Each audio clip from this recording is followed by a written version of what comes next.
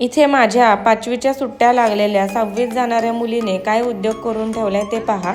गाडीची चावी गपचूप घेऊन घराबाहेर कशी पडत आहे आणि पुढे काय घडतं हे मोठ्या व्हिडिओमध्ये तुम्ही पाहू शकता। तिने कशी गाडी चालवली, काय प्रकारे तिने उद्योग केलेत हे तुम्ही मोठ्या व्हिडिओमध्ये नक्की पहा।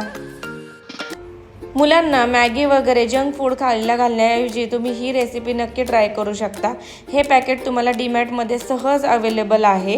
रोस्टेड शेवया म्हणून डीमॅटमध्ये ह्या मिळतात। थोड्या जाड असतात आणि लांबीला सुद्धा मोठ्या आहेत आणि हे गरम पाण्यामध्ये तुम्हाला उकळून घ्यायचं आहे। हेल्दी रेसिपी आहे।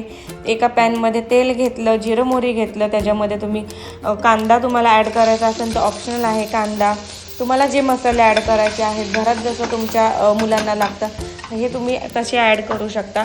ही रेसिपी लहान बाळांपासून मोठ्या मुलांपर्यंत तुम्ही देऊ शकता। 1.5 ते 2 वर्षाचं बाळसुद्धा ही रेसिपी म्हणजे कंझ्युम करू शकते, त्याला तुम्ही देऊ शकता। पुढे पहा, मी ह्याच्यामध्ये कांदा ॲड करून झाल्यावरती तेच पाण्यामध्ये उकळून घेतलेल्या शेवया ॲड केल्या आणि हा जो मसाला मी टाकला हा सिक्रेट मसाला, म्हणजे तुम्ही मॅगी मसाला यूज करू शकता। यामध्ये पास्ता मसाला, तुम्हाला कुठलाही मसाला हवा आहे तो तुम्ही ॲड करू शकता, यामध्ये तो ऑप्शनल आहे। आणि मीठ ॲड केलं आहे आणि हे जस्ट 2 मिनटं वाफवायला ठेवायचं आहे। तुम्ही नक्की बघा हे ट्राय करून, तुमच्या मुलांना हे नक्की आवडेल।